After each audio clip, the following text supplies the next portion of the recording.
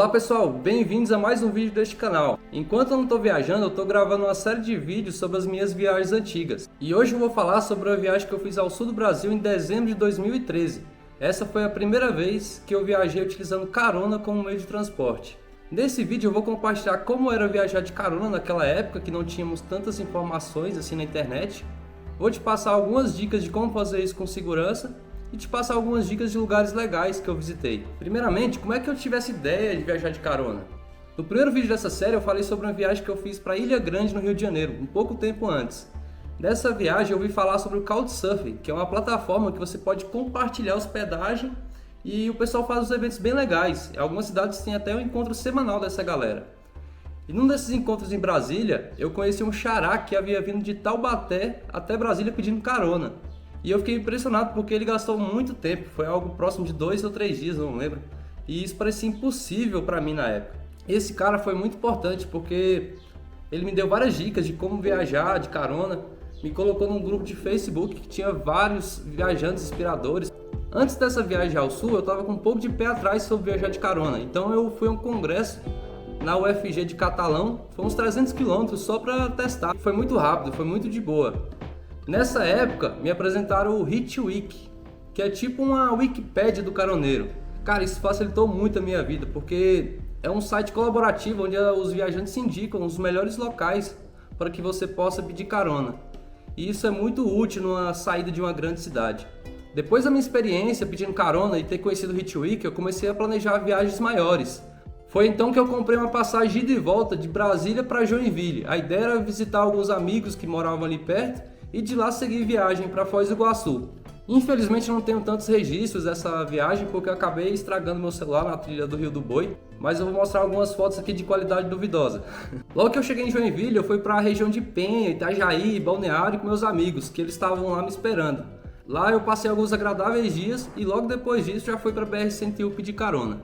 Eu lembro que eu escolhi um lugar muito ruim para começar, era ali próximo a Itajaí, na BR-101, onde o pessoal passava muito rápido. Isso dificultou muito, eu acabei esperando muitas horas. Aí logo que anoiteceu eu peguei o ônibus e acabei de chegar no meu próximo destino. Então fica a dica aí, sempre que se você for viajar de carona, procure um ponto de redução de velocidade. Um quebra-mola, um pedágio, etc. Porque mesmo que o cara seja muito gente boa, ele vai passar a 140 por hora e quando ele te ver e decidir parar, já era. Então fica a dica. E logo eu cheguei em Garopaba, onde eu conheci as belas praias do Rosa, Ferrugem, Silveira, e esse lugar é muito massa, cara. Algo que me impressionou é a quantidade de argentino que tem lá. Na temporada do verão eles vêm em peso aproveitar as belas praias. Em Garopaba eu consegui uma hospedagem no Couchsurfing e através da minha roxa eu consegui carona para voltar um pouco e conhecer Florianópolis e ela ainda conseguiu uma hospedagem para mim. De certa maneira as pessoas que foram cruzando meu caminho me ajudaram muito a seguir a viagem, seja com a carona, com hospedagem, ou uma boa conversa que acabava proporcionando um encorajamento ou alguma informação útil. Por exemplo, o Andrei, esse ucraniano havia viajado na América do Sul quase toda e me mostrou que era possível fazer grandes viagens no continente, viajando dessa maneira. Em Floripa eu fiquei hospedado num lugar muito massa chamado Costa da Lagoa. Para chegar lá você tinha duas opções, ou você pegava uma linha regular de um barco que ia parando em alguns portos. A outra opção era caminhar mais ou menos uns 7 km a partir da Lagoa da Conceição. Nessa trilha havia alguns casarões no caminho e isso foi bem interessante. Em Floripa eu também conheci a famosa Praia da Joaquina e a Praia da Barra da Lagoa. Depois de curtir alguns dias aí na ilha, eu fui para a BR-101 novamente pedir carona, rumo à famosa Serra do Rio do Rastro. Nesse dia eu tive muita sorte, depois de pouco tempo de espera eu consegui carona com um cara chamado Jean, um caminhoneiro muito gente boa, que morava numa cidade muito próxima à Serra do Rio do Rastro. E o melhor, ele tinha um amigo que subia a serra todos os dias para fazer frete.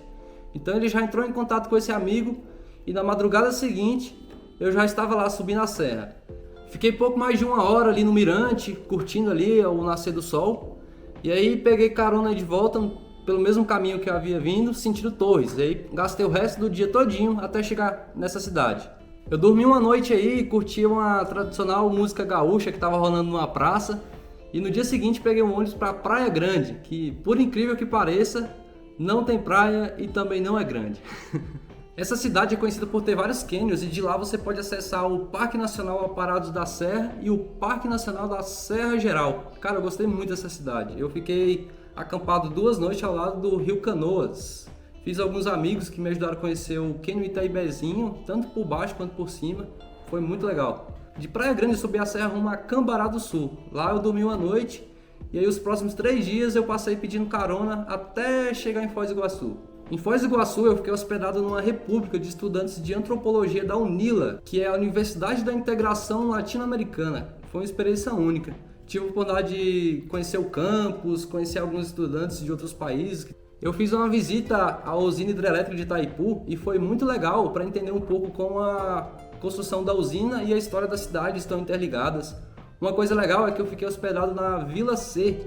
Essa vila foi construída a fim de abrigar os trabalhadores que estavam chegando em Foz do Iguaçu na época. Ainda é possível perceber que o telhado e a estrutura de algumas casas são compartilhadas. E claro, não podia faltar a visita às Cataratas do Iguaçu, né? Para não perder a viagem, eu decidi conhecer os dois lados. O lado brasileiro, você tem uma vista mais panorâmica das cataratas, enquanto que o lado argentino você consegue chegar mais próximo, você chega muito perto ali da Garganta del Diablo, que é algo impressionante. Valeu muito a pena. Eu recomendo fortemente que você reserve um dia para cada lado. Eu não sei quanto é que custa hoje, mas na época, ir ao lado argentino custava mais barato que ir ao lado brasileiro. Eu também cruzei a Ponte da Amizade para comprar um celular novo e fiquei com gostinho de quero mais. A ideia era ir até Foz do Iguaçu, mas eu percebi que com um pouco dinheiro que eu tinha, dava para ir a um baile em Assunção. Nessa viagem a Assunção, eu pude perceber o quão o povo paraguaio é receptivo, e foi muito legal. Uma coisa curiosa sobre o Paraguai é que ele é muito diferente daquela zona de comércio próxima à Ponte da Amizade. Não tem nada a ver com aquela imagem que fica na nossa mente quando só cruzamos a ponte. Em Assunção, eu fiquei hospedado num hostel, fiz alguns amigos, dei alguns rolês pelo centro histórico, passei lá na frente do Palácio do Lopes, na sede da Comebol, e também fui num lago longe Ipacarai. Esse era o nome do lago. Depois de alguns dias curtindo em Assunção, era hora de voltar para casa porque as aulas já estavam quase para começar. A partir daí eu comecei a pegar um ônibus atrás do outro até chegar em Curitiba, depois Rio Negrinho, e alguns dias depois eu já estava em Joinville para pegar o meu voo de volta para Brasília. Galera, muito obrigado a vocês que tiveram a paciência de assistir esse vídeo até o final. Espero que tenham gostado. No próximo vídeo eu vou falar sobre a viagem que fiz de Brasília até Manaus. Se inscreva no canal. Valeu!